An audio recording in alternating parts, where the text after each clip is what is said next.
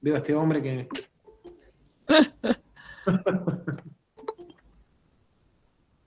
Bien, ahí está grabando. Vamos a iniciar la clase, la segunda parte del texto de Jorge Belinsky, Notas, Freud y Lacan, correspondiente a la segunda unidad de nuestro programa, que lo presentamos la semana anterior, pero bueno, no van a contar con la grabación, así que este texto está dentro de un libro que se llama El psicoanálisis y los límites de su formalización. Justamente es lo que marca una cuestión epistemológica del psicoanálisis en los límites de su formalización. La imposibilidad de formalizar al psicoanálisis en su totalidad, ¿sí? Esa imposibilidad de formalizar al psicoanálisis en su totalidad, uno podría, si lo queremos decir muy sucintamente, muy resumidamente, tiene que ver con la singularidad, con el caso por caso, con el uno por uno, digamos, ¿no? Por eso es caso por caso, y es singular. Es decir, nosotros un esquema, Lacan dice, bueno, ¿para qué nos sirven los esquemas? Bueno, nos sirven los esquemas para fijar ideas. Sí, muy bien, nos sirve para fijar ideas. Es un esquema como los que estamos viendo en pantalla, que ahora lo vamos a repasar por algunas cuestiones. Este esquema, uno podría decir, es parte de la formalización que toma Lacan, ¿sí? A partir de su relación con el estructuralismo, pero justamente el esquema que después el mismo Belinsky presenta, y es su modificación, una lectura de Belinsky, pero que nos viene muy bien para mostrar justamente que no hay posibilidades en un esquema de transmitir en su totalidad algo del orden de la práctica del psicoanálisis. Podemos transmitir cuestiones teóricas y podemos formalizar cuestiones teóricas, pero lo que no podemos es formalizar la cuestión de la clínica. ¿Por qué? Insisto, por el uno por uno, por la singularidad de cada caso, ¿sí? Entonces, ahí está el límite, y eso es parte de la epistemología, y eso es parte de lo que lo diferencia al psicoanálisis del estructuralismo, que es lo que veníamos trabajando en las clases anteriores. Bien, acá tenemos un esquema, no sé si se ve mi mouse si yo lo pongo en la pantalla, creería que no. Yo te hago de decurión, así que vos andás situando los elementos y yo los voy marcando con el mouse porque la pantalla es mía. Bien, miren, esto ya lo hemos mencionado la semana anterior, pero de todas maneras es válido volverlo, ¿sí?, a marcar. ¿Qué nos indica un esquema? Al menos en los esquemas en general. Los esquemas en general muestran lugares, relaciones y funciones. Lugares, 4.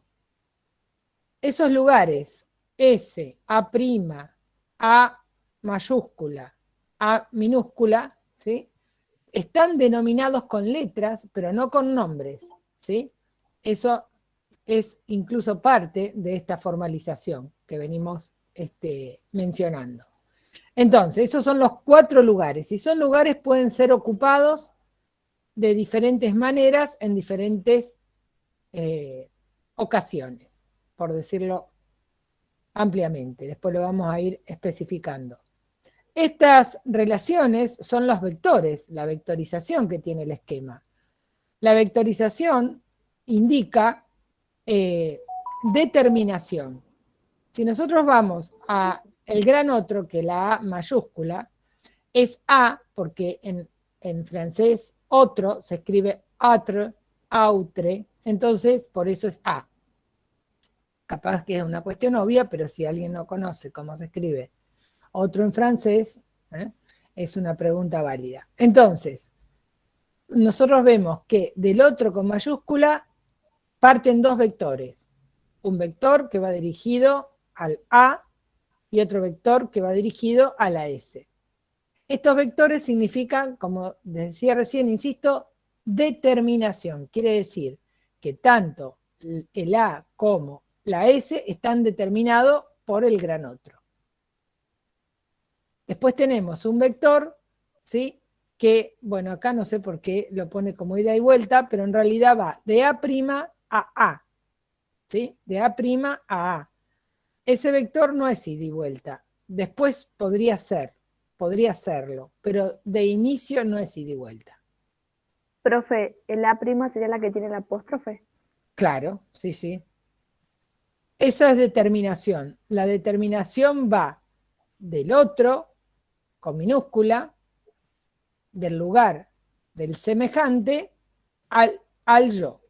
¿Sí? Del otro con minúscula, con apóstrofe o con al yo, que es el que está abajo. Y luego, ¿sí? Hay otro vector que es de la S al A', que podríamos decir es el lugar del objeto. Entonces, el sujeto está determinado por el otro con mayúscula, pero determina su relación al objeto. ¿Sí? Cuando nosotros vamos de la mayúscula o del otro, el gran otro en realidad, así es como hay que denominarlo, parten dos vectores. Un vector dice inconsciente, ¿sí? Dice inconsciente. Es un vector continuo, cuando dice inconsciente, hasta ese eje imaginario que entrecruza ese eje imaginario y se dirige a la S. ¿Por qué es continuo y después por línea de puntos? Bueno, justamente ahí está lo que dice el esquema, dice inconsciente. Bien. Si uno ubica en lo más conocido, quizás por ustedes por el momento, una de las formaciones del inconsciente, la más mejor leída y trabajada, que es la cuestión del sueño, uno podría decir, el sueño se fabrica, se produce en ese primer vector, en el vector que va del gran otro al eje imaginario. Luego es línea de puntos. ¿Por qué es línea de puntos? Bueno, justamente porque luego va a estar tramitado ese sueño, que sería el relato del sueño. No tenemos otra cosa, dice Lacan, que el relato del sueño. Va a estar tramitado por el yo. ¿Sí? Va a estar tramitado por el yo. El yo, o el eje imaginario, es un eje resistencial. ¿Sí? El yo se constituye mediante la imagen que me devuelve el otro en el espejo. Si nosotros ponemos entre la prima, insisto, ese vector no es ida y vuelta, es de la prima al A, ¿sí? Ahí, que sea un poco más... Bien, yo lo voy igualmente Profe, siguiendo. igualmente en el texto está al revés, como que la A' está para la izquierda y el otro para la derecha. ¿Me importa eso? A ver, no lo miré. Ahí voy.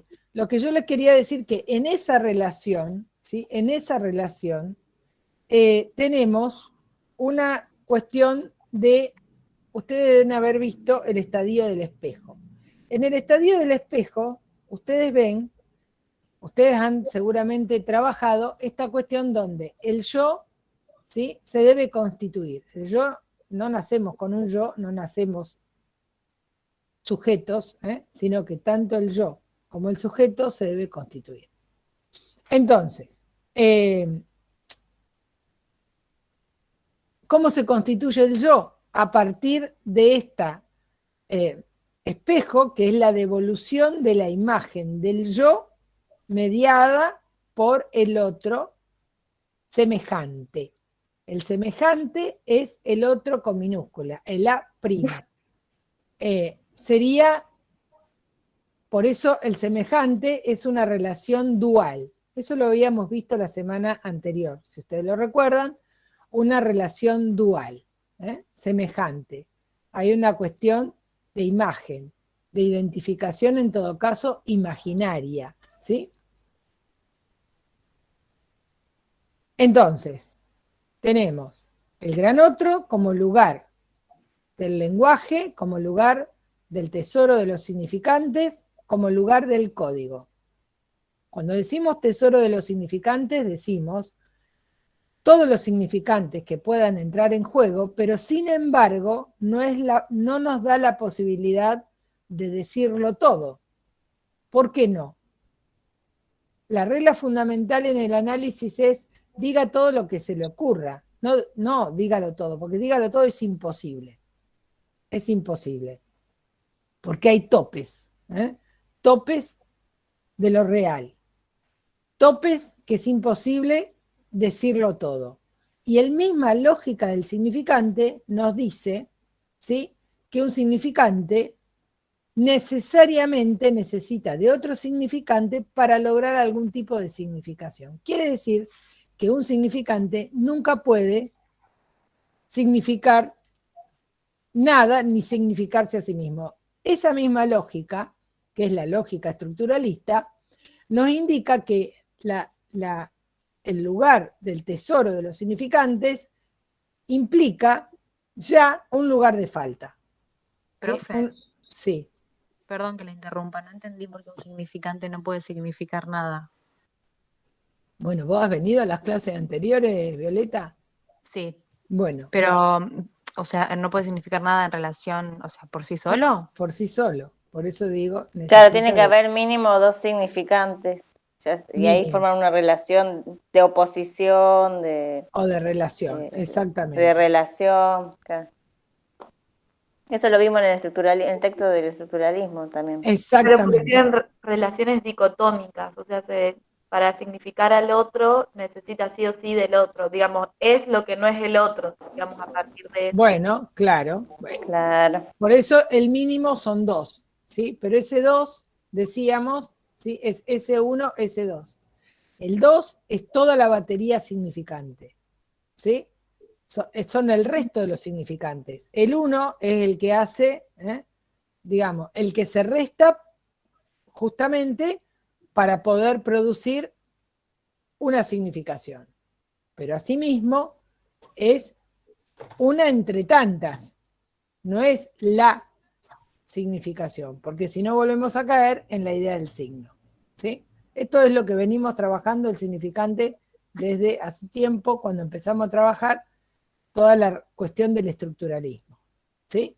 Por eso el lugar del otro con mayúscula, ¿sí?, o el gran otro, dice Lacan, es el lugar del tesoro de los significantes y es el lugar del código. ¿Por qué es el lugar del código? Porque es el lugar que va a definir de alguna manera justamente esa... bueno, si pensamos en el análisis, que es para donde va el texto de Jorge, es, digamos, el lugar del analista y es quien puntúa, ¿sí?, quien hace el corte, y en ese corte y puntúa, podríamos decir, hay algo de este orden del código. Es decir, hay una diferencia. Yo la semana pasada les escribí una frase donde ustedes tenían que poner la coma, ¿no? Según no poníamos la coma, era lo que decíamos. Quiere decir que el corte, la intervención, hace a la enunciación. Podemos decir lo mismo, es decir, usar el mismo enunciado, pero el corte, la coma, la pregunta, la devolución de lo que alguien dijo, hace a la enunciación, hace a decir otra cosa, muy distinta, ¿sí?, a el enunciado. Eso está previsto en la lingüística, por supuesto. Si uno cuando escribe pone un signo de admiración, no es lo mismo que poner un signo de pregunta. Ahora, la cuestión está en que cuando uno está en análisis, quizás queremos decir una cosa, el yo quiere decir una cosa, pero sin embargo eso que dice, lo dice con un signo de admiración en lugar de una pregunta. ¿Sí? ¿Se entiende? Entonces dijo otra cosa. Y cuando dijo otra cosa, en lugar del otro dice, ¿no? esta es su afirmación. Esto es lo que usted... No, yo me estoy preguntando. No, es decir, no se está preguntando, usted lo afirmó. Entonces, lo que estamos diciendo es, ahí podríamos decir,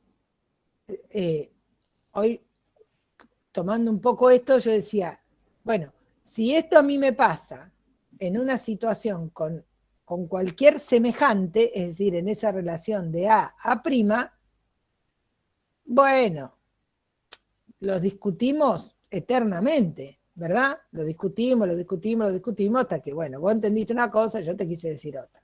Y ahí queda la cuestión, ¿no?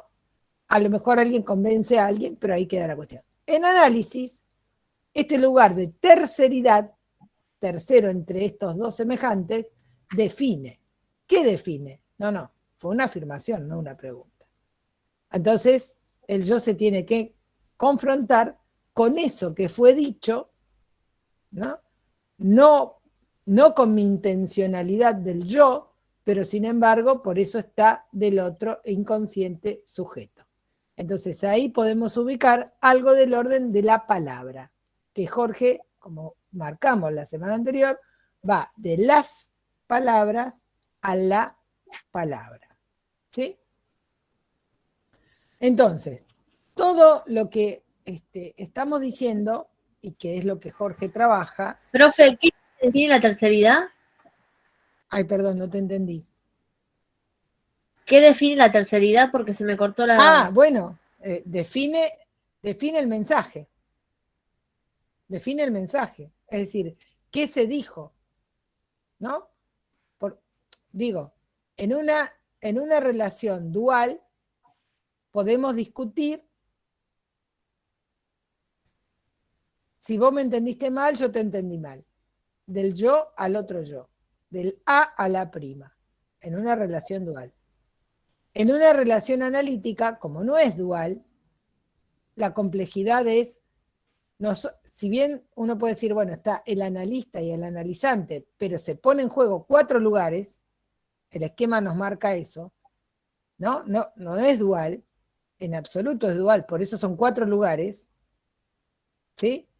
Lo que define, ¿sí?, esa diferencia es esta terceridad, es decir, este lugar del otro, que dice, no, usted acá hizo una afirmación, no una pregunta.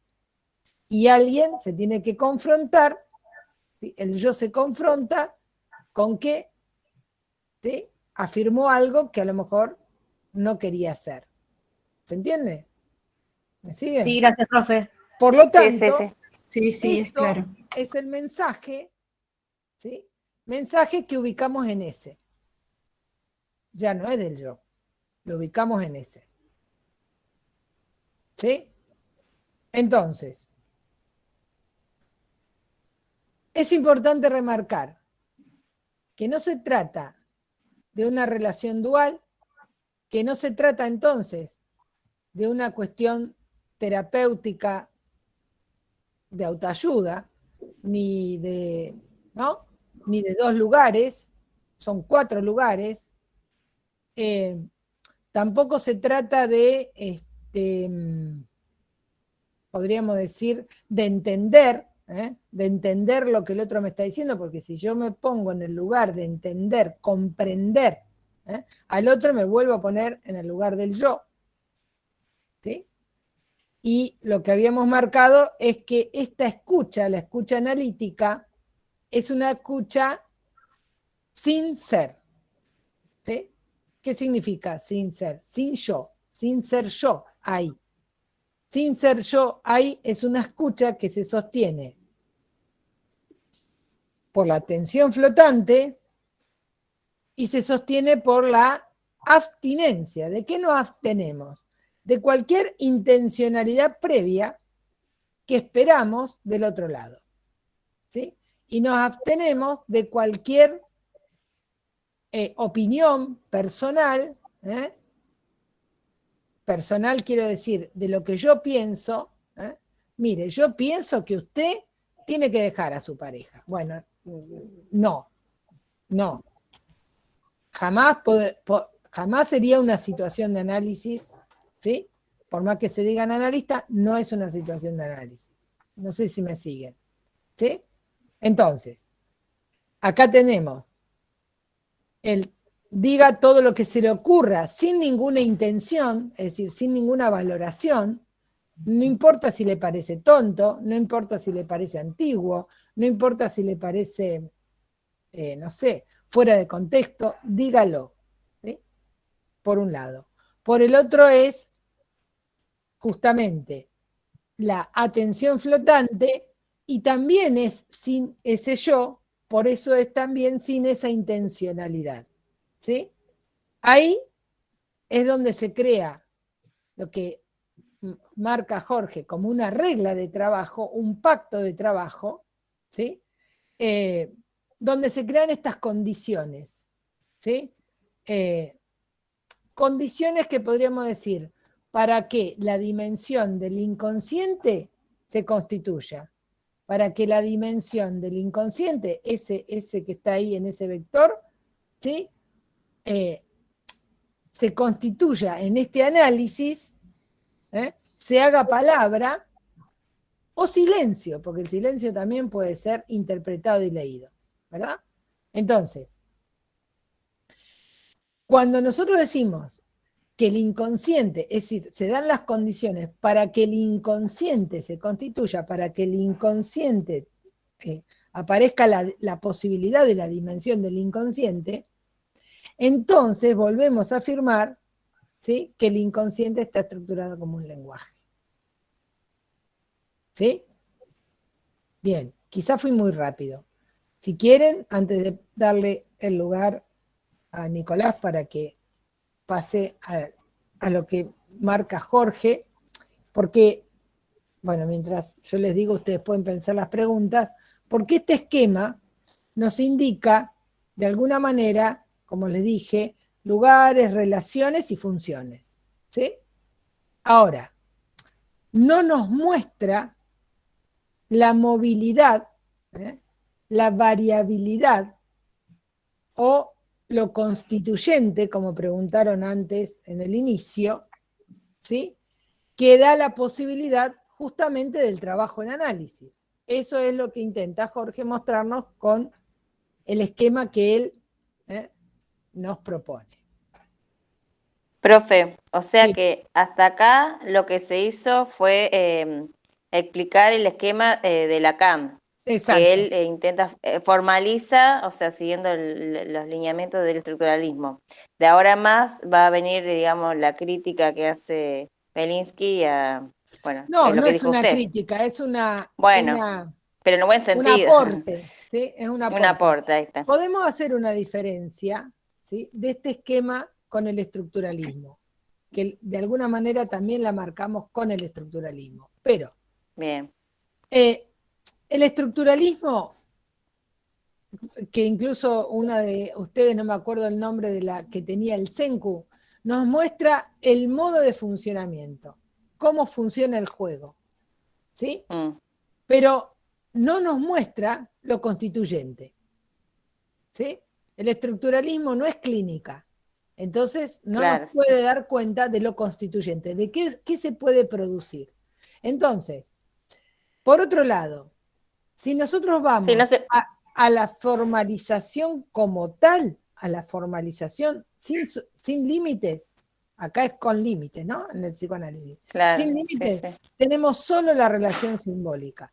Solamente eso es formal. La ley de gravedad, con todo lo que esto implica, o cualquier otra ley, es eso, y es simbólica. No hay ninguna posibilidad de entrecruzamiento con el eje imaginario. No hay ninguna posibilidad de la intencionalidad imaginaria. ¿Sí?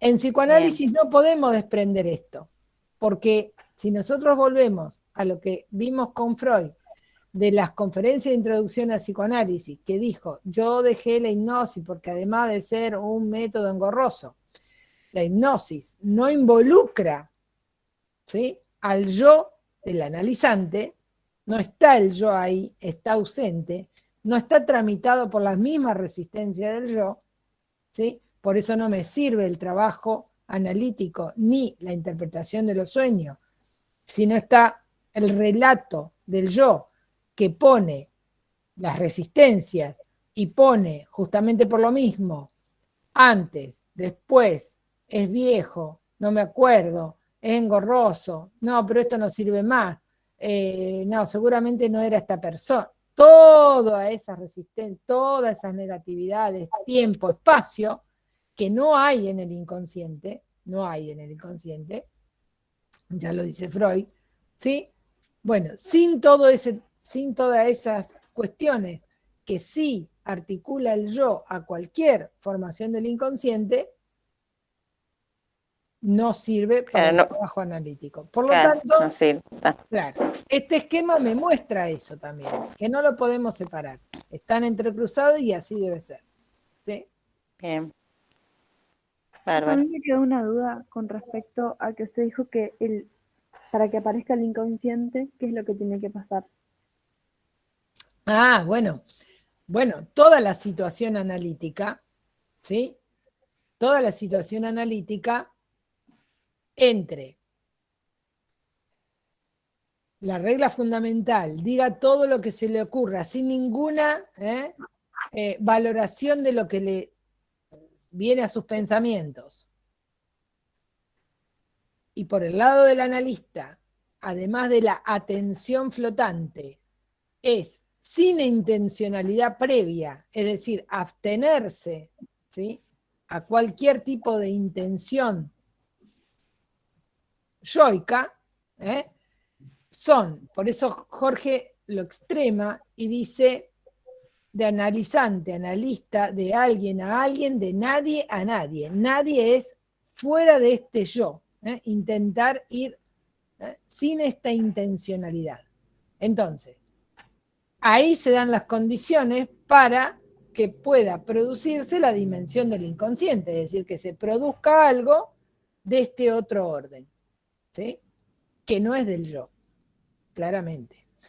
A ver, cuando alguien dice algo, a veces hasta en análisis, pero bueno, cuando alguien dice algo a alguien, ¿no?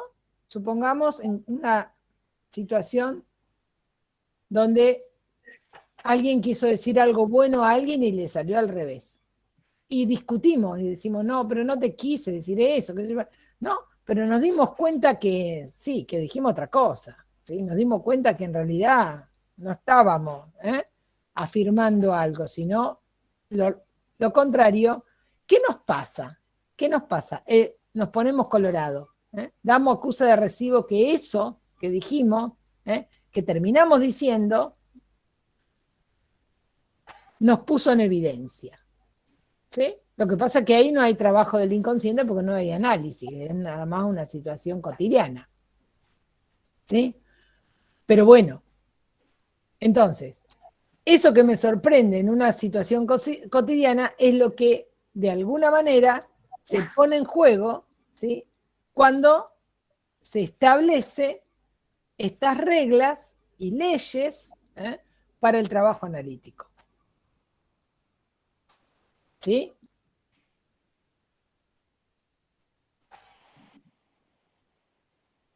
Bueno. Sí, profe, entendí.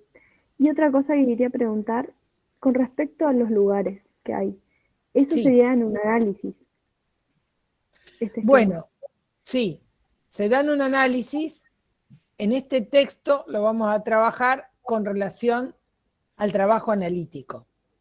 De todas maneras, como yo les dije, el yo se tiene que constituir y el sujeto también. Por lo tanto, si nosotros pensamos en un recién venido al mundo, ¿sí?, que es un cúmulo de pulsiones indiscriminadas, pensadas desde el lado del psicoanálisis, un cuerpo biológico, etcétera, tiene que constituirse como ese yo. Todavía no hay un yo, ¿sí? No hay un yo de entrada. No hay nada, de entrada no hay nada, no hay yo, no hay nombre, no hay nada. Alguien tiene que adherirse, encontrarse con la imagen de yo, tiene que unificar su imagen, por eso es el estadio del espejo, porque si no es una imagen dislocada, es una imagen fragmentada, que justamente el júbilo ante el espejo es, ¿no?, la unificación de esta imagen. Y reconocerse en una imagen. ¿Cómo se reconoce? Se reconoce tanto por cómo alguien se percibe, como alguien se reconoce en su imagen, pero también cómo está ubicado, y ahí tenemos el vector que va del otro con mayúscula al yo, cómo está ubicado, qué representación tiene, por ejemplo, para, en principio, la madre, o para esa familia, ¿sí? Entonces, alguien llega al mundo, es un cuerpo biológico, en relación a este otro y al otro que aloja, que podríamos decir, en el lugar del otro con mayúscula está, lo vamos a ver mucho mejor en la segunda parte del año, con la unidad 4, pero bueno, el otro que aloja es en principio la función materna, o quien haga, ¿no? Por eso es función, la función materna, aloja, ¿sí? Aloja y empieza a ir, digámoslo, para seguir con la lógica del código, a codificar ese llanto, ese grito, esa protesta, no, ahora ahora quiere comer, ahora quiere dormir, ahora quiere jugar, está molesta, molesto, lo que sea. Y qué sé yo, cualquiera que lo escucha dice, a mí me parece que siempre hace lo mismo, ese bebé. La madre es la que lo escucha distinto, ¿sí? Porque se siente que ese llanto, ese grito, es a ella o a cualquiera que haga, o a él, cualquiera que haga esa función materna. Entonces, ese gran otro también es ese lugar, primario, primero, ¿sí? Entonces, alguien llega al mundo, qué sé yo, biológicamente es macho hembra, luego se va a constituir femenino masculino, más allá de su cuerpo biológico, ¿sí?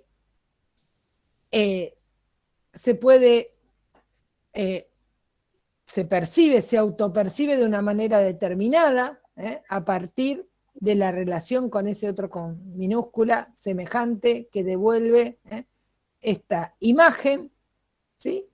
O sea que este esquema también podríamos pensarlo con esa otra lógica, y que tiene que ver con, bueno, de alguna manera, el modo de funcionamiento del aparato psíquico para Lacan, ¿sí?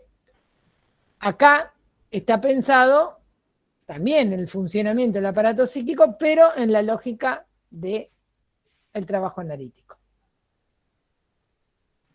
¿Sí? Listo, profe, gracias. Bien, ahora sí, porque si no nos vamos a quedar sin tiempo, le damos lugar a Nicolás. Me parece que sería mejor que primero Nicolás despliegue su trabajo, y después las preguntas las hagan cuando termina, ¿sí? Bueno, ¿cómo andan? Si tenés el esquema ahí, Nico. Los dibujé, Vivi. ¿Se ve más o menos? A ver, ya te digo. Sí, yo total los voy a ir marcando. Bueno, lo dibujaste, pero no sí, lo dibujé recién, porque en realidad si no, el esquema ahí está medio que planteado, lo que encontré, viste, con unas dificultades que parece que no vienen a cuento. A ver. ¿Es el esquema que aparece en el texto? Exactamente, Lucía. Sí, bueno, lo miramos de acá, sí. Página 47, para el que no lo tenga. Claro, listo, gracias. Algunas cosas preliminares y fundamentales en esta modalidad de transmisión. Se escucha, se ve, no porque me interesa que me vean, sino que tengo que marcar algunas cosas en la hoja que escribí. ¿Se escucha y se ve más o menos bien? Sí, perfecto. Bueno, antes que nada, buenas noches. Yo no sé cómo voy a Yo hacer te lo voy esto. vos dale que yo ya te lo voy a pasar por la pantalla. Vos No, vas. porque si fue difícil hoy a la mañana, o no sé si difícil, pero presenta algunos puntos de dificultad, digamos, teniendo un soporte ahí técnico del pizarrón en la facu. Bueno, esto va a exigir una dificultad extra, sin duda alguna, pero bueno, por lo menos vamos a tratar de enfrentarla. El psicoanálisis y los límites de su formalización. Yo quería un poco arrancar desde ese lugar y retomar algunas cosas que Vivi estuvo diciendo, y en todo caso concluir con ese esquema duplicado que llama Belinsky ahí, que tiene un gesto bastante personal la manera de presentarlo a este problema, que es un problema, me parece, bastante novedoso, para presentar algo bastante en particular, que es lo que Vivi bien decía, la relación de la Constitución por la vía de lo constituyente y de lo constituido, de esto que se llama como intersubjetivo. Decía que la primera cuestión, chicos, a pensar, es un problema, yo un poco los estuve escuchando, y un poco lo que dijo Viviana, y las preguntas, y muchas de las preguntas están planteadas en términos de, y es un punto de dificultad importante, en términos de poder pensar qué es la formalización. Solo para situar algunas ideas y ponernos de acuerdo al menos en algunos elementos bastante atómicos en relación a esto, pensar que la formalización es el intento de la reducción, ¿sí?, a una pura sintaxis, ¿sí?, en términos de que esa sintaxis sea algo que se encuentre soportado en la comunicabilidad. ¿Qué quiero decir con esto? ¿Se ve? Perdón. Vale. ¿Se ve ahí? Se ve. Sí, perfecto. ¿Qué Ahí lo quiero tengo. decir con esto? Primera cuestión importante a marcar. Si estamos hablando de la formalización, nosotros no podemos desprendernos de un problema que Lacan ya viene situando en relación al seminario 2, que es incluso el seminario en el cual está presentado el esquema lambda. ¿Sí? ¿Cuál es ese problema? Todo lo que supone la introducción del registro simbólico, ¿sí?, por la vía de la raíz cuadrada de 2 y del número irracional. ¿Qué es ese gesto? Básicamente es un gesto de formalización. Yo no me voy a detener en eso porque eso ustedes lo habrán trabajado en los prácticos o lo harán, digamos, pero un poco sostener el espíritu de la formalización tiene que ver con reducir la pluralidad de sentido que todo significante recoge, si, ¿no?, un significante en tanto que tal no significa nada, toda significación está dada por, alguien de ustedes decía hoy, la relación de oposición en relación a otro significante. Que esa relación de oposición lo que está marcando precisamente es, por un lado, el desplazamiento perpetuo del sentido, es decir, el sentido nunca queda abrochado a la significación del significante. Pero al mismo tiempo también, la matriz que Lacan usa, ¿sí?, que en este caso es el esquema lambda, es una matriz que, abordando la formalidad por la vía de la esquematización, y ya vamos a ver por qué es un esquema y por qué es una formalización, presenta un problema, pero nos deja rango en relación a otro. ¿Cuál es el primer problema que presenta? Que Lacan, para poder introducir el registro de lo simbólico, hace uso del recurso de la formalización, que es un recurso que no es de él, ¿sí?, que en todo caso tiene que ver con el discurso que él habitaba en ese momento, ¿sí?, que es básicamente el estructuralismo. ¿Sí? En algún momento Lacan decía que el estructuralismo era la ciencia piloto de poder hacer de las ciencias no físicas, ¿sí?, formar parte del gran compendio de las ciencias, digamos, del hombre. Siempre Lacan de esto se ha reído luego porque decía que en ese caso las ciencias humanas serían como ese hijo un poco bobo que tenía la gran ciencia magnánima que no es la física matematizada. Sin embargo, Lacan no reniega de esto. Ustedes a lo largo de la carrera van a ver muchísimas matrices formales, ¿sí?, y esto recoge diferentes problemas en la enseñanza y en la transmisión de Lacan. Esto, por ejemplo, es algo un poco más complejo de poder pensarlo en términos freudianos, ¿sí? Freud, en todo caso, echaba más uso de la mitología, de la poesía, de la retórica, ¿sí? No así Lacan, ¿sí?, hace un uso mucho más fecundo en términos de la formalización matemática. Cuando hablamos de formalización matemática, lo que tenemos que decir es que la matemática, como lengua, es una lengua que no habla a nadie. Es una lengua que por condición está muerta. ¿Sí? Es una reducción a la pura sintaxis de los elementos. Por eso Vivi marca muy pertinentemente que los elementos que se marcan dentro del esquema son letras. Esas letras lo que tratan de articular es vaciar el sentido, ¿sí?, que cualquier intento de explicación necesariamente tiene que echar mano. ¿Por qué digo esto? Porque yo tengo que poder dar cuenta de un esquema, y si yo no hablo de la explicación del esquema, no doy cuenta del esquema. Ahora, al hablar del esquema, el esquema está traicionado, vamos a decirlo así, en su argumentación, porque el esquema es lo que es. Yo modifico incluso algunos de los elementos que conforman el esquema, y ya me da otra variabilidad del funcionamiento. Por eso el esquema tiene lugares, relaciones, funciones, y tiene vectorizaciones. ¿Qué son las vectorizaciones? Ustedes ven el esquema, tiene flechitas. Esas flechitas marcan la cardinalidad, es decir, el sentido al cual apunta el esquema, y al mismo tiempo también el lugar de determinación que hay de un lugar en relación a los otros.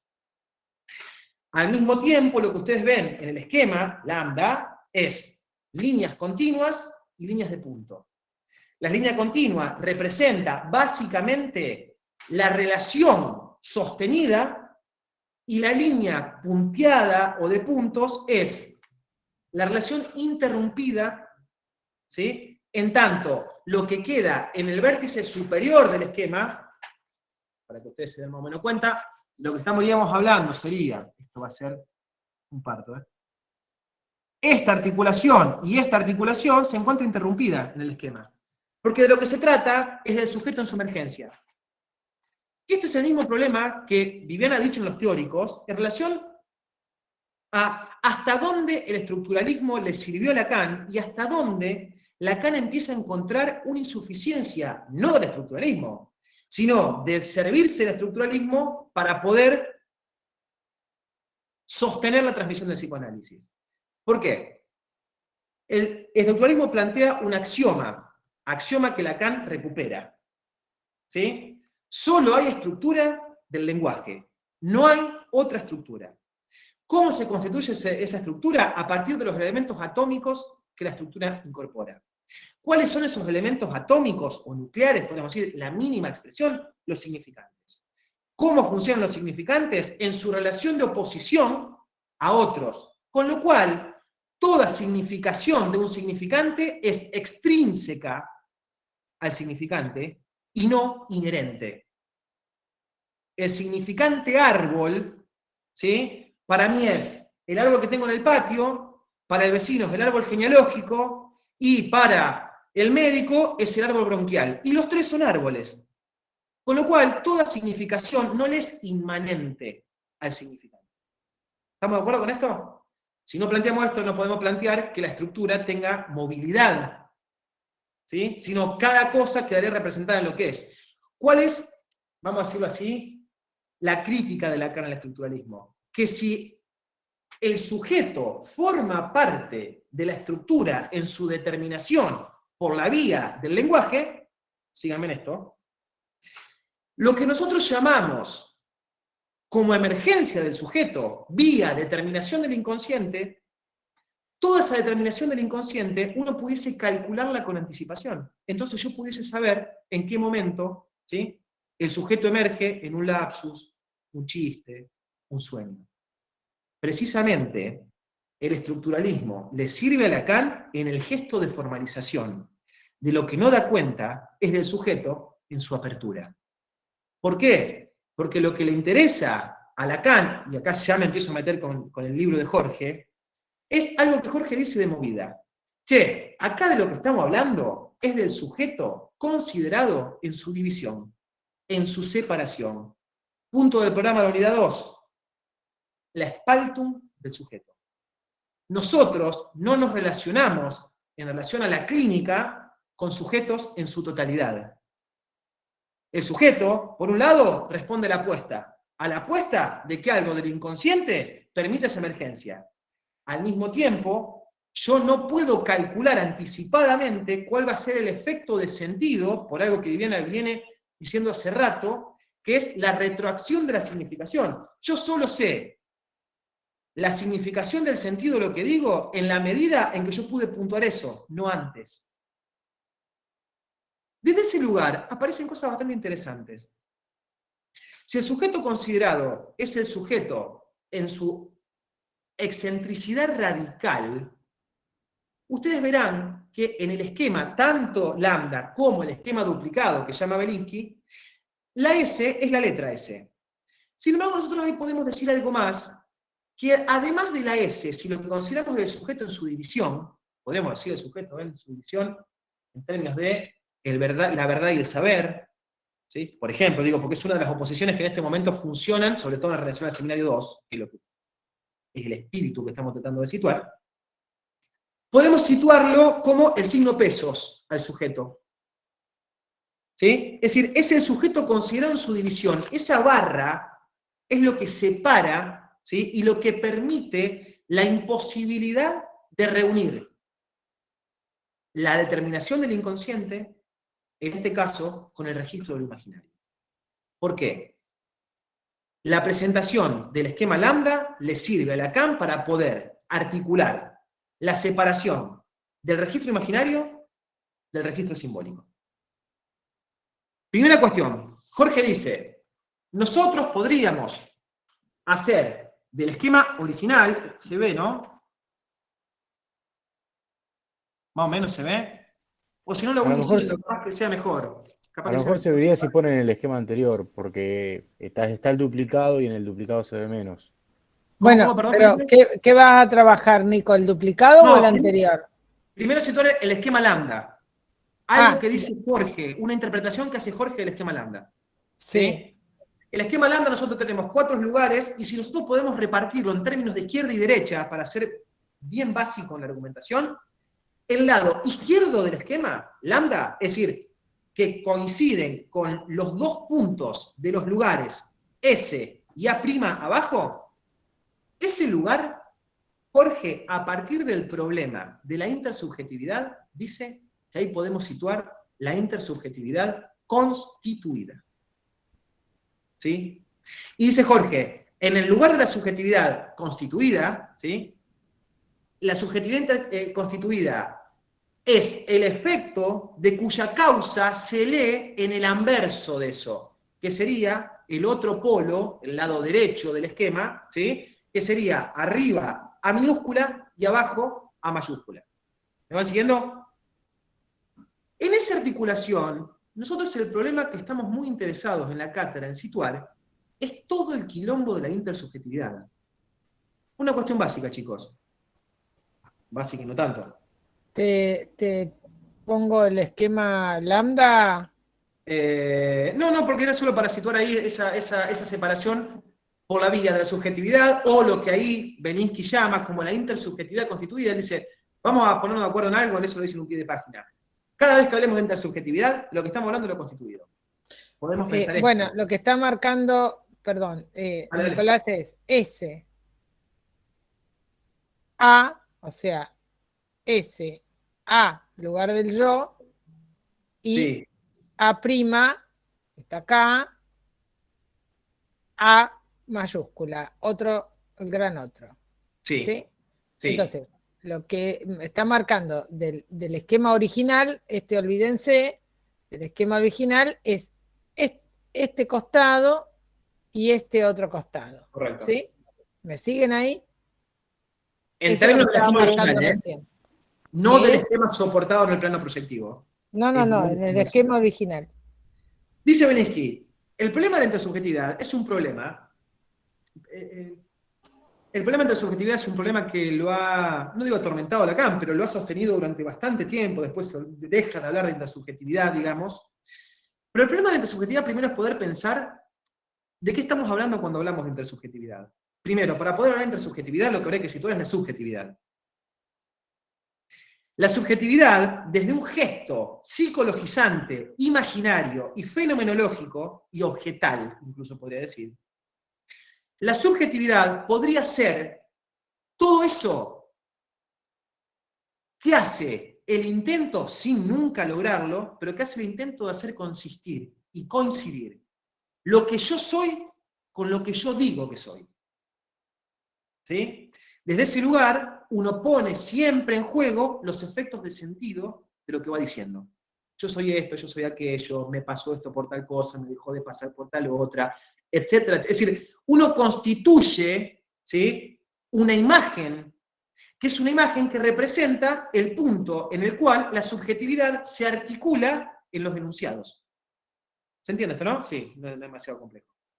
Ahora bien, ¿por qué intersubjetividad? Porque si hablamos de inter, de lo que estamos hablando es de dos relaciones, o al menos dos relaciones, perdón, una relación de dos lugares, o de dos instancias, ni siquiera diría lugares, que darían cuenta de la subjetividad.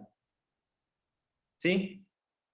Desde ese lugar, chicos, la intersubjetividad no es lo mismo plantearla o pensarla que lo que me constituye intersubjetivamente se tendría que poder leer en una relación de oposición entre adentro y afuera, ¿sí?, lo intrasubjetivo, por ejemplo, a lo intersubjetivo, a pensar la intersubjetividad como aquello que me fractura, me constituye en esta división inicial, pero que esa fractura no es en la oposición topológica adentro y afuera, sino que esa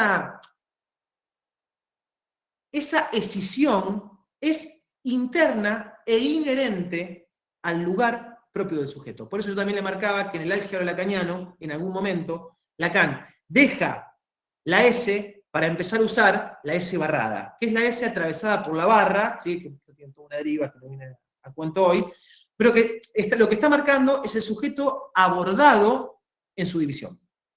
Entonces, insisto con esto, no es lo mismo pensar que la intersubjetividad es lo que me constituye en relación a un afuera, a pensar que ese afuera, en verdad, está fracturado por dentro. ¿Sí? Y ahí aparece la cosa más interesante, o empieza a aparecer la cosa más interesante. ¿Por qué? Porque Belinsky, alguien preguntaba hoy, me hacía una pregunta, ¿cómo leer la intersubjetividad constituida? ¿O qué quiere decir la intersubjetividad constituida? ¿Y qué quiere decir la intersubjetividad constituyente? Bueno, en principio esto. Si el lado de la subjetividad del esquema, que es el lado izquierdo del esquema, es decir, los dos lugares que presentábamos antes, encuentra su causa del lado derecho, dice Jorge, bueno, nosotros tenemos dos movimientos. Como lo que nos interesa plantear es el lugar que tiene la relación analizante-analista, bastaría poner el lugar del analizante de ese lado izquierdo del esquema lambda y ubicar del lado derecho, ¿sí?, al analista. ¿Dije analista antes o analizante? Bueno, el lado izquierdo es el lado del analizante, y dice, todo andaría bien si yo pudiese hacer una suposición simétrica de que el otro lado, en la causa del analizante, podríamos ubicar al analista. Dice Jorge, en realidad, esto no es así. Esto no funciona así. Acá hay algo que cojea en relación a este argumento. ¿Qué es lo que cojea? Que precisamente el lugar que se intenta de situar por la vía de la intersubjetividad, en términos de lo constituyente, lo que es causa de subjetividad, pero que no condice con el argumento de lo que yo puedo decir de lo que soy, por ejemplo, que es lo constituido, para poder presentar ese problema, lo que dice Belinsky es que la matriz formal del esquema lambda no puede dar cuenta. Porque lo que está planteando Belinsky es que del esquema lambda uno puede situar el lugar siempre del analizante. No puede situar el lugar del analista, salvo, dice Belinsky, que el analista esté ahí donde no es. ¿Sí? Está en un lugar sin ser. Que esto es un problema que nos vamos a meter en un ratito. Hoy generó bastante dificultades a la mañana, pero bueno, en todo caso lo vamos a abordar un poco más detenidamente en un rato. Entonces decía, el problema de la intersubjetividad, ¿sí?, de lo que llama como modelo de la intersubjetividad constituyente Belinsky, encuentra el argumento en el esquema lambda. ¿Por qué? Porque es la introducción de la determinación del inconsciente en el sujeto. ¿Sí? Y este es el problema que Lacan trata de situar, o nos está tratando de situar de una u otra manera, a lo largo y a lo ancho del seminario 2. Ahora, para plantear la relación analítica, es un problema que el esquema lambda no puede dar cuenta. Primero, porque si bien todo esquema tiene movimiento, ¿sí?, los lugares están soportados, sostenidos, ¿sí?, de tal manera donde yo no puedo hacer modificación alguna, porque los lugares son lo que son. Para decirlo en términos de Deleuze, todos estamos haciendo filas para ocupar un lugar que en algún punto estaría predeterminado en la estructura. ¿Sí? ¿Dónde está la infracción de Belinsky? Bueno, que Belinsky lo que nos dice es, supongamos que nosotros podemos, del esquema original, presentarlo en un plano proyectivo. Cuando nos metemos con lo proyectivo, con lo que nos estamos metiendo, es con el problema de lo escópico, con el problema de las imágenes. Nosotros, ¿qué tenemos ya como antecedente? Que el yo, ¿sí?, se constituye en relación a una imagen. Es todo es todo el vector que va de A' minúscula a A minúscula, que es la relación imaginaria. ¿Se capta? Ahora bien, lo que tiene de interesante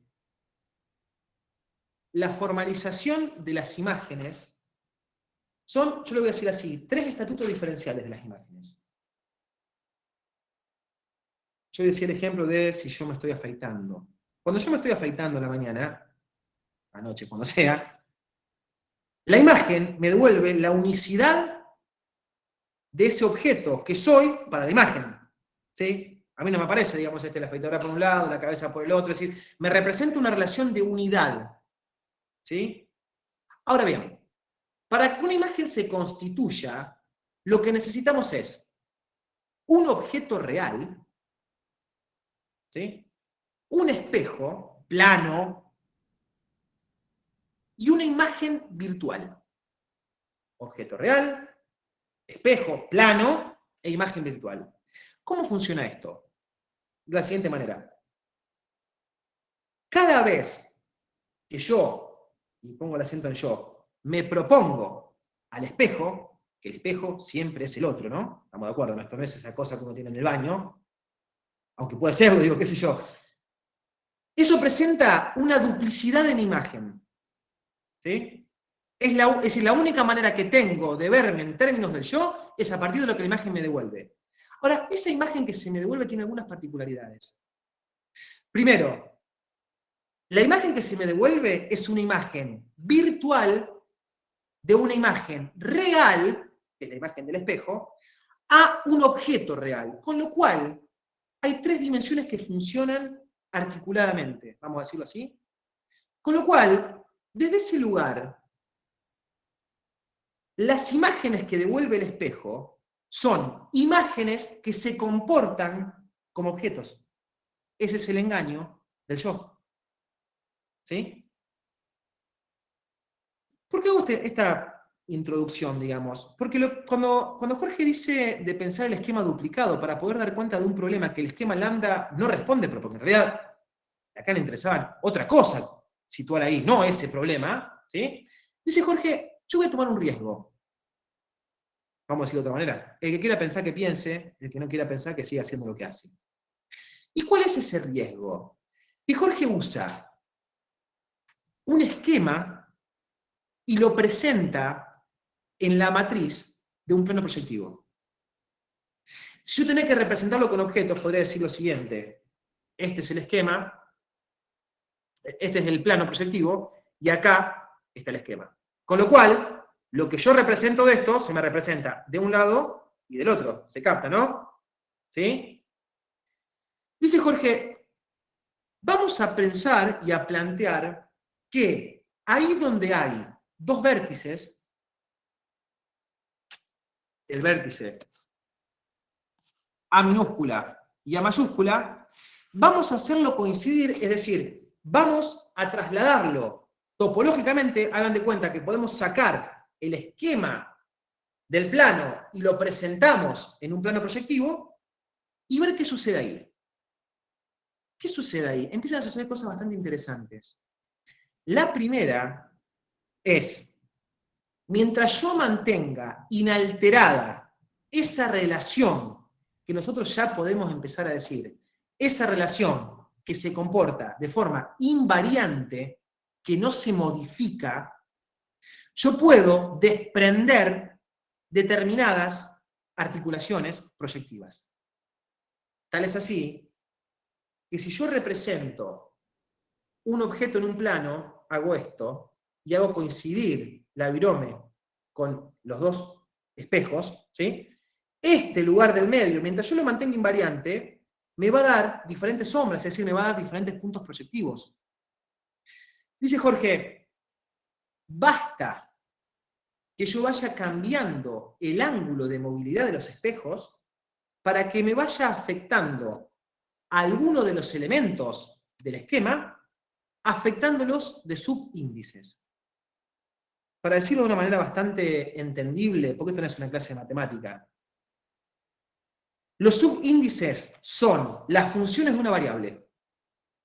¿Qué son las funciones de una variable? Eso que se modifica conforme se modifica la variable.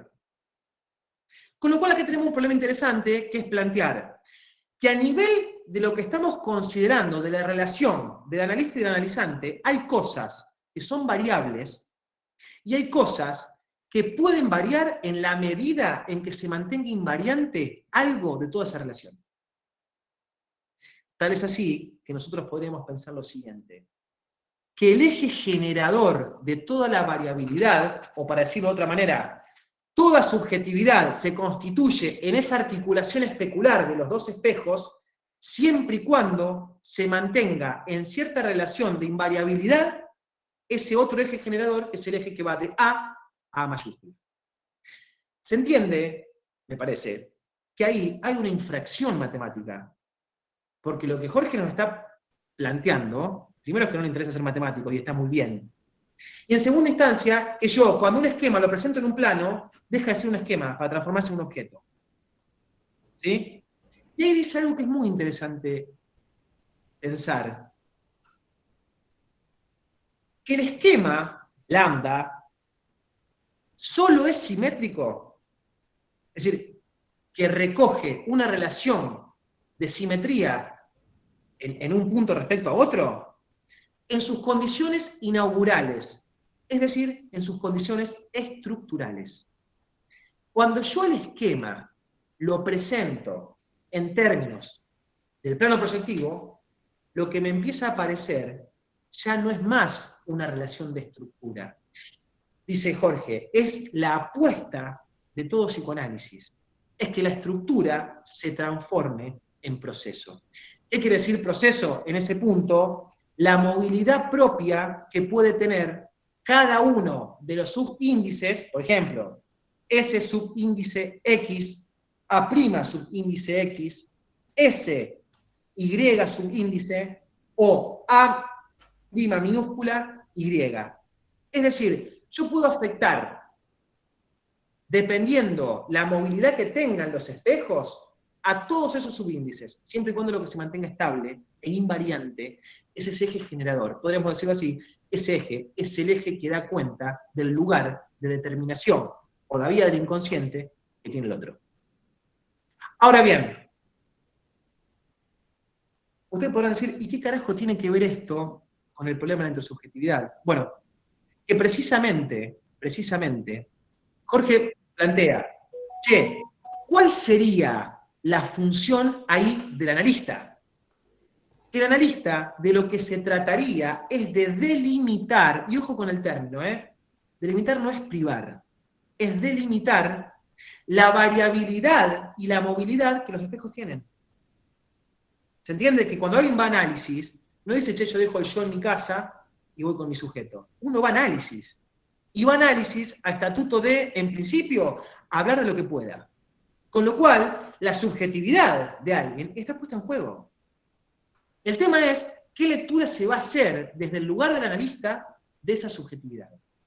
Si yo voy a creer que, por ejemplo, decir un nombre por otro solo responde a la economía de un error, ¿sí? Si hay un error es porque hay algo que, digamos, no funcionó y tendría que poder funcionar, o si lo voy a leer, por ejemplo, en términos de un equívoco.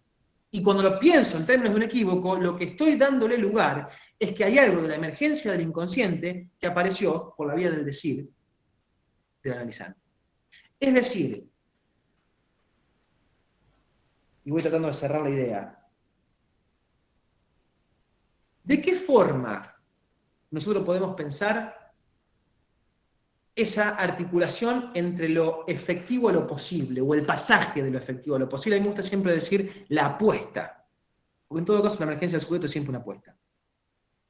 Muy particular. Pero que de alguna forma el pasaje de lo efectivo a lo posible es que lo efectivo es la efectiva combinación. Es todo lo que alguien puede contar en términos de quedar engañado, ¿sí?, de que lo que es coincide con lo que dice ser. El pasaje de lo posible a lo efectivo tiene que ver con la movilidad y la posibilidad de introducir lo que de lo simbólico por la vía del otro no se puede reducir a esa determinación. Y yo, para ejemplificar esta última parte, porque me parece que es bastante compleja entenderla, yo creo que ustedes en los prácticos deben estar viendo en estos días, si ya no lo vieron, es el escrito de Lacan del 66, Psicoanálisis y Medicina.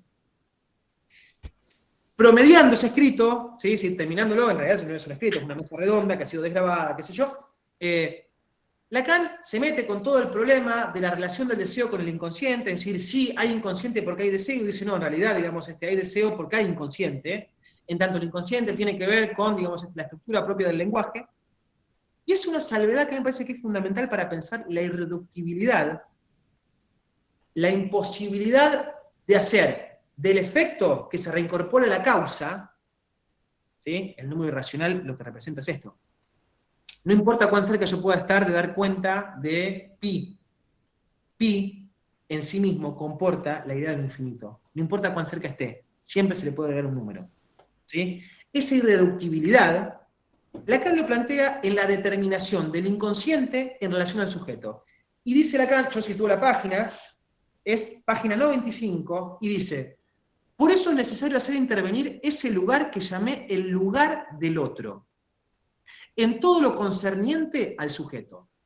Es en sustancia el campo, presten atención a esto, donde se ubican esos excesos del lenguaje cuya marca que escapa a su propio dominio lleva el sujeto. ¿Qué nos está diciendo Lacan acá? Dos cosas. Primero, no hay sujeto si no es por la vía de la introducción del lenguaje, en tanto el lenguaje como estructura responde a la dimensión del otro, o al lugar del otro. Ahora está diciendo algo más. Las marcas del exceso que el sujeto tiene se encuentran determinadas por el otro, pero son indeterminables en relación al sujeto. Con lo cual, la relación del pasaje de lo posible a lo efectivo, o al revés, de lo efectivo a lo posible, tiene que ver con esto. Que alguien, en el transcurrir de su decir, pueda decir algo que ponga en infracción ese lugar desde el cual lo dice. ¿Sí? La sorpresa que aparece testimoniada, por ejemplo, cuando cometemos un lapsus. Más o menos a todos nos pasa lo mismo cuando tenemos un lapsus. Lo testimonia el yo, ¿sí? El yo se pone colorado, ¿y qué tratamos de hacer rápidamente? Revocar esa apertura por la cual el inconsciente, en tanto la estructura del lenguaje, se pone en funcionamiento. ¿Sí? ¿Qué haría cualquiera que está demasiado interesado en salvar a un paciente? Le dice, no, bueno, no te preocupes, sí, claro, yo te entiendo, vos quisiste decir A, pero dijiste B, no pasa nada, digamos, son cosas que pasan.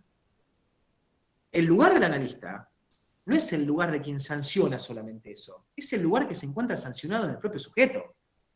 Porque no importa cuánto el sujeto quiera maquillar imaginaria y yoicamente esa producción del inconsciente, hay algo de eso que si el analista lo sabe leer y lo puede leer, ¿sí?, testimonia que ahí lo que se abrió es un punto en relación al inconsciente. Entonces, pensar que el esquema duplicado a Jorge le permite dos movimientos. Por un lado, le saca, limpia la cancha en términos de la disquisición de la intersubjetividad, porque la intersubjetividad se constituye de una fractura porque es interna, no externa. Y sin embargo es inter. La pregunta que habría que hacer ahí, ¿cuál sería eso que es externo, pero me constituye en la interioridad? Es el lugar del otro. Por esto que dice Lacan, que yo les leí recién en Psicoanálisis y Medicina, que hay algo de la determinación del sujeto cuyas marcas no se pueden reducir al otro. Sin embargo, encontramos la causa en el otro. Ahora, el lugar que tiene el esquema permite plantear que no importa,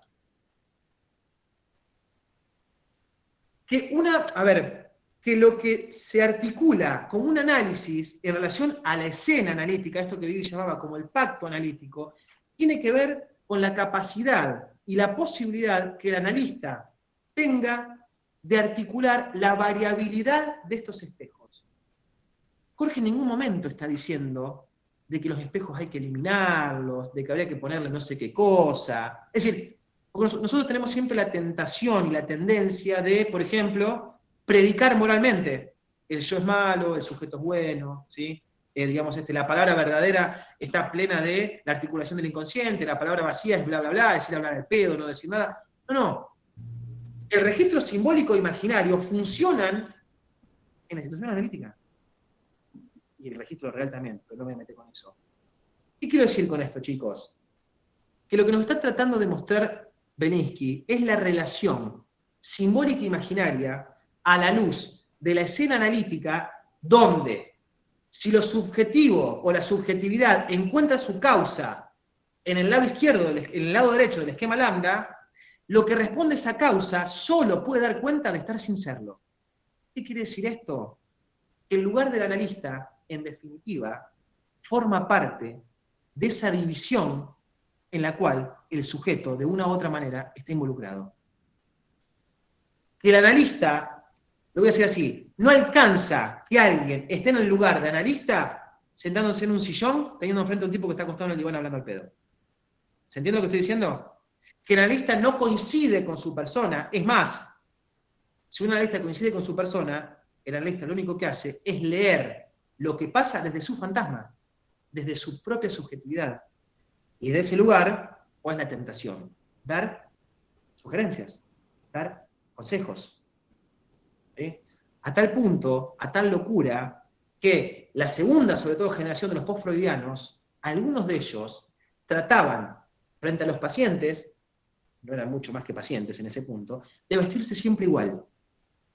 Por ejemplo, para que la transferencia no se encuentre estropeada. Es decir, que el analista ahí tendría que ser una cosa monolítica, depositario de un saber, cuando lo que nosotros estamos tratando de situar todo el tiempo, que el saber es el saber que tiene el sujeto, pero que es un saber muy particular, porque es un saber no sabido, ¿sí? Entonces, de alguna manera, el lugar de analista se presenta en este esquema para pensar no tanto ni la persona, ni la fenomenología, y mucho menos su lugar que responde o no a la objetalidad del analista. El lugar del analista empieza a ser algo que Lacan en algún momento empieza a llamar como que el analista forma parte del concepto de inconsciente.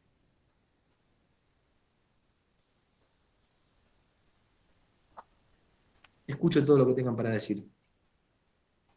Si quieren putear también, ¿eh? Complejo todo. Nada, pero se entendió. ¿Se entendió? Pero bueno, hay que mucho que procesar, sí. Bien, perfecto. Sí, es bastante traumático, si lo leemos en términos de procesar, es bastante traumático, digamos. Pero, a ver, la sugerencia, es interesante poder situar de qué nos sirve y de qué nos priva el recurso de la formalización. Nosotros, por ejemplo, en el semestre 5 vamos a volver a recuperar la formalización. ¿Sí? Entender, es decir, no de qué nos sirve, de qué le sirve a Lacan, qué sé yo si nos sirve a nosotros. Y en esa lógica de transmisión, poder plantear algunos problemas que le son inherentes a la manera en la cual tenemos de pensar la direccionalidad del programa de estudio en relación a la cátedra. ¿Se entiende? Es decir, ¿interesa el esquema? Sí, interesa el esquema en la medida en que pueda estar argumentado. No situar 3 o 4 cosas. Porque si no, chicos, lo que hacemos es reducir esto a una pura sintaxis, a un lenguaje bien hecho, a una formalidad que, como dice Lacan, es algo que no le interesa a nadie. Ahí, Nico, alguien levantó la mano. Fue alumna mía el año pasado, Anabela. ¿Cómo andás?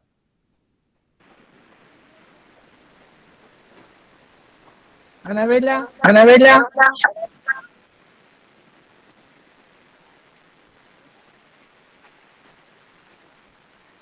Debe haber sido sin Debe querer. haber sido sin querer. Ah, no, ahí está. Una pregunta. ¿Se me escucha? Sí, Anabela. Ah, ok. ¿Sabe que me perdí en una parte que usted dijo de qué nos sirve de que tengamos a alguien en un diván contando o algo así? Usted dijo algo así y me perdí en esa parte. ¿Me puede repetir porque no entendí? No me acuerdo Bueno, por qué está a ver, planteando. lo que estaba Volver a la marcando, idea. Sí. sí, lo que estaba marcando Nicolás es que la escena analítica no se trata del diván, el sillón y quién se sienta en cada lugar, sino de la puesta en juego justamente de la palabra que viene tanto del yo, porque es quien relata, quien habla, quien dice me pasó, no me pasó, me acordé, me olvidé, soñé, no soñé, etcétera. Y la palabra que vamos a pasar de las palabras, eso lo marca bien Jorge, de todas estas palabras a la palabra que tiene que con este estatuto de la dimensión inconsciente. Entonces, eso es lo que se pone en juego y todo este despliegue que se representa en este esquema que muestra que, bueno, que hay una posibilidad más allá de la determinación del otro, ¿sí? Y de la determinación inconsciente, hay una posibilidad de cierta movilidad constituyente que hace que alguien no solamente, bueno, pueda resolver algún problema que siempre ha tenido de otra manera, lo pueda afrontar de otra manera, sino que también, ¿sí?, se va a empezar a notar, incluso en sus definiciones, como decía antes Nicolás, bueno, yo esto, yo aquello, bueno, también en eso va a empezar a notar, no, bueno, pero yo hasta hace poco no podía, ahora puedo y ahora pienso otra cosa, ¿no? Qué sé yo, se empieza a percibir de otra manera, es decir, por eso es todo el despliegue, no es separando los dos vectores, lo imaginario y lo simbólico, sino siempre en su entrecruzamiento. Y en ese entrecruzamiento se produce este movimiento que es el movimiento del trabajo analítico. ¿Sí? Entonces, ¿hay cambio de posición subjetiva? Sí. ¿Hay cambio de de reconocerse o de percibirse, si se podría decir así, diferente? Y sí, ese es el mismo trabajo, porque si hablamos de determinación, entonces nos quedamos con una cuestión ya, ¿no? Como si uno dijera, ¿hay determinación del inconsciente? Sí la hay, pero esta determinación ¿hace destino? No, no hace destino, porque entonces ¿para qué sería el análisis? ¿Sí? ¿Se entiende? Entonces, bueno, un poco creo que lo que estaba marcando Nicolás era, bueno, la escena analítica no tiene que ver dónde ponemos el sillón, está el diván y dos que se sientan, uno que habla y el otro que hace que escucha, sino que se pone en juego todas, ¿no?, estas dimensiones, se pone en juego la regla fundamental, se pone en juego todo lo que venimos justamente mencionando. Me parece más que nada eso. Claro, o sea, todo el proceso que se estaba dando, que él mostraba en los gráficos, para que la persona vaya haciendo, en el esquema, para que la persona vaya haciendo ciertos cambios, o sea.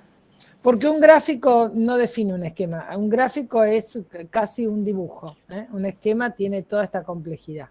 Por eso. Claro, sí, tienes razón. Sí, yo incluso pensaba, Vivi, yo apagué la cámara porque... ¿Se escucha? Sí, sí. Pensaba que incluso uno lo puede repensar a la luz de la regla fundamental o del pacto fundamental, ¿no? Que alguien diga lo que se le ocurra. sin ningún tipo de resistencia. Primero, lo que se está privilegiando ahí es que el sentido de lo que se dice pueda morder algo del sinsentido. ¿Sí? Cada vez que hablamos, el sentido se pone en juego en términos de la transmisión coherente, lograda, fática, es decir, un poco lo que estamos tratando de hacer con Vivi hoy. Lo que le concierne al lugar del analista, piensen en esto, chicos, que lo que se separan son lugares, no personas. ¿Sí? Si la atención tiene que ser flotante a la luz de la abstinencia, la primera abstinencia no es de otorgarle un sentido a lo que dice el paciente. La primera abstinencia es a no darle sentido al lugar del analista. Esto es la diferencia entre analizar desde el discurso a analizar desde el yo. Yo analizo desde el yo, lo que yo estoy privilegiando es mi propia relación con la realidad. Realidad que no tiene nada que ver con la manera en la cual quien se acuesta en el diván trata de articular en relación a lo que le pasa. ¿Se entiende esto? Es decir, que la abstinencia no solo es en relación a darle el mismo interés a todo el devenir de las palabras de lo que el analizante esté diciendo. También lo concierne al analista en su lugar de que la abstinencia no es solamente no decir con qué puede tener que ver el sueño que le relata el paciente, es abstenerse de leerlo desde su propia posición fantasmática, de analizar desde su propio yo. Entonces, si yo analizo desde mi propio yo puedo decir que le conviene, que no le conviene a alguien, pero en realidad eso es caer en el lugar loco, narcisístico, de que el otro, ¿sí?, en algún punto, tendría que ser mi reflejo. ¿Sí? Por eso, todo el problema de la psicología del yo es el problema del analista sano. Un tipo, ¿sí?, que ha resuelto todos sus quilombos, que tiene una vida hermosa, con 2 perros, 4 hijos, y va todos los años de vacaciones a Miami. Todo aquel que no entra dentro de ese argumento no sería un buen analista. Porque lo que no pondría en juego sería una relación con la realidad, que es una relación con la realidad, ¿sí?, en principio, sostenida una demanda de que todos tenemos que hacer más o menos lo mismo. Entonces, la abstinencia no solo vale para el lugar desde el cual se escucha, sino que también vale, y me parece que más fundamentalmente aún, o más privilegiadamente aún, a que de lo que hay que abstenerse es de analizar con el yo. Porque si analizo con el yo, lo que hago son argumentos morales. Bueno, un ejemplo muy, perdón, Nico, si no se me... un ejemplo que uno, bueno, ustedes deben haber escuchado, ¿sí? El amor de transferencia. Bien, el amor de transferencia es al lugar que el analista ocupa, no al analista. No, no aman al analista, no aman a esa persona, hombre o mujer, aman al lugar que esa persona ocupa, que no es lo mismo. Si yo estoy como analista y creo que ese amor es a mí, me confundí y mucho. Si creo que ese enojo es a mí, también, porque bueno, también podríamos pensar, ¿no?, cuando hay algo del orden del rechazo a este lugar de amor, de transferencia. Por eso es un amor artificial, digamos, ¿no? Pero artificial, ¿por qué? Porque se sostiene por el lugar que ocupa el analista, no es a la persona del analista. ¿Sí? Bueno, esto me parece que es bien claro para ubicar, ¿no?, cómo se tiene que correr el analista de este lugar narcisístico o yoico, vamos, como les guste a ustedes más o menos escucharlo ahora, ¿no? Por eso, Vivi, y por eso es lo invariante, sí. No, por eso este problema de que el analista esté sin ser, ¿sí?, plantea que el analista insista desde el lugar al cual es llamado, pero que no consista a ese llamado. Para decir en otros términos, no se trataría tanto de responder a la demanda de un paciente, de lo que se trataría más bien es de no satisfacerla. ¿Sí? Porque si no, chicos, empezamos a pensar una clínica que es una clínica marciana. Una clínica que lo hace no sé quién, digamos, que se entiende, ¿no? Y en realidad el problema del analista es un problema que es cosustancial al análisis. ¿Por qué? Porque lo que está hinchando Lacan en todo este momento, y mucho más fuertemente aún a la altura del seminario 6, seminario 7, es todo el problema de lo que le pasa al analista con todo eso. Digo, es ahí donde ustedes lo vieron en las conferencias de introducción al psicoanálisis, cuando Freud dice que ha abandonado el planteo de Breuer. Porque Breuer quedó engañado de que Ana O estaba enamorado de él. Y que tenía un embarazo. ¿Sí? ¿Qué hace cualquiera que no puede soportar eso que se pone en juego en el análisis? Sale huyendo, como hace Breuer. Bueno, lo que no puede soportar es no ser. Exactamente. De ahí partimos hoy, ¿no? Exactamente, tal cual. Bueno. Como no tiene que ver conmigo, me tengo que ir. Digamos, no sé, una cosa así. Bueno, dejamos por acá. Micaela Alguien levantó la mano. Porque ya se nos extendió bastante. Sí. Me pareció como que en un principio capaz que algo de esto podía aprender con H, después se me fue mi pregunta. Si hay algo de este lugar del analista como parte de la división del sujeto que no se puede ubicar en el esquema de Lacan, pero sí se puede ubicar en el esquema duplicado, que tiene que ver con algo del plano de lo proyectivo, de este esquema de Belinsky, bien, ¿por qué? ¿Esa es la pregunta? Claro. ¿Por qué se ubicaría en el plano proyectivo? Claro. Porque el plano proyectivo, a diferencia del esquema, lo que permite es la movilidad que instituye el esquema. ¿Por qué? Porque el esquema lo que da cuenta es la introducción del mundo simbólico. El plano proyectivo que soporta, a partir de esa modificación, el esquema, es la introducción de una variable, ¿sí?, que en el esquema original no está contemplado. ¿Cuál es? Que si yo mantengo invariante ese polo, el lado derecho, ¿sí?, yo puedo hacer modificaciones. Incluso existen esas modificaciones. No todo va al análisis de la misma forma. La condición de eso es que el lugar del analista, vamos a decirlo así, sea un lugar que se encuentre vaciado de esas variables. Está bien. Uno no podríamos pensar que en el lambda, me parece que por ahí va la pregunta, también el analista está en este lugar del gran otro y sin su ser, sin su yo soy ahí puesto ahí. Ahora, lo que no da cuenta el lambda, según esta lectura, es de la movilidad que implica un análisis, de cómo entender ese pasaje, digamos, de lo constituido a lo constituyente. ¿Qué es lo constituido? Con lo que uno llega. ¿Qué es lo constituyente? Con lo que va pasando. Me parece que ahí estaría un poco la cuestión, ¿no? Entre con lo que uno llega a análisis y con lo que va pasando, hasta que termina o deja o lo que sea. Entonces, ese trabajo es como un abanico que se abre, que se mueve, y es lo que muestra el esquema de Belinsky, que no aparece en el esquema de Lacan. No porque Lacan no llegó, o lo utilizó para otra cosa, para fijar ideas, para esto que decíamos en un inicio. Pero bueno, entonces, lo constituyente es lo que se va produciendo, es ese trabajo que se va produciendo. Lo constituido es con lo que uno llega, con lo que uno llegó. ¿Sí? Bien.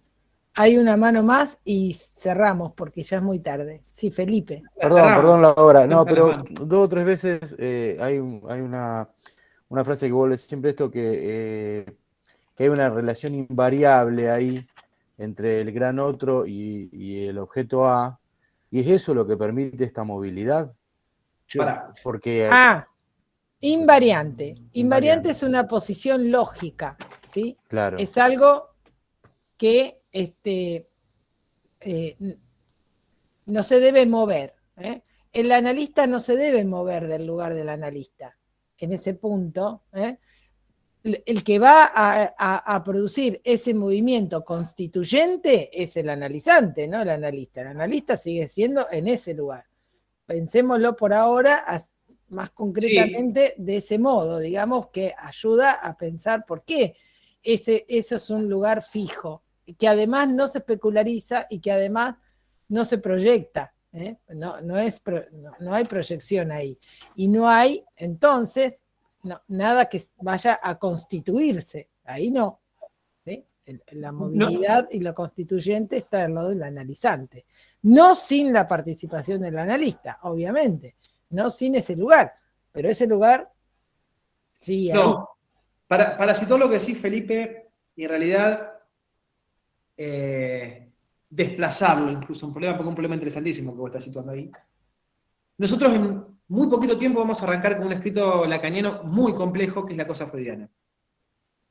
Uno de los puntos, yo ahora no recuerdo si es la acción analítica o el lugar de la palabra, lo que dice Lacan es que el analista puede intervenir tanto en el registro imaginario como en el registro simbólico. Dice Lacan, puede intervenir en los dos registros a condición de saber en qué momento lo hace y fundamentalmente a qué estatuto responde.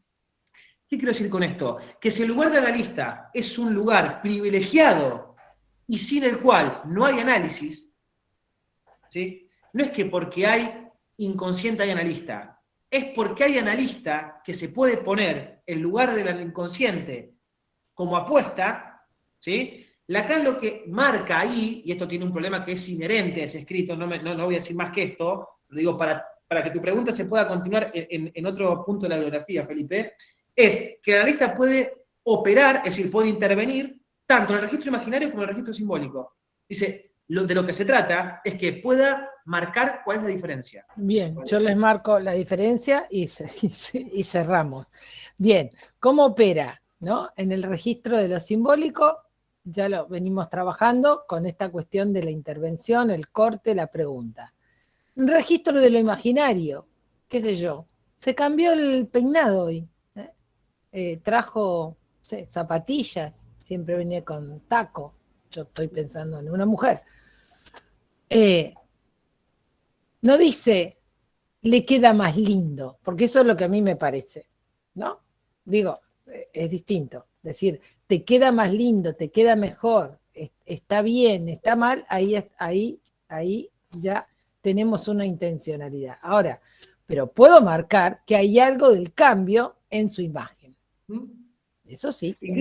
Incluso Vivi, hay momentos donde una crisis subjetiva Ajá. implica una intervención imaginaria del analista sí. para poder reagrupar, reordenar, ¿sí?, algunas identificaciones en relación al yo. Claro.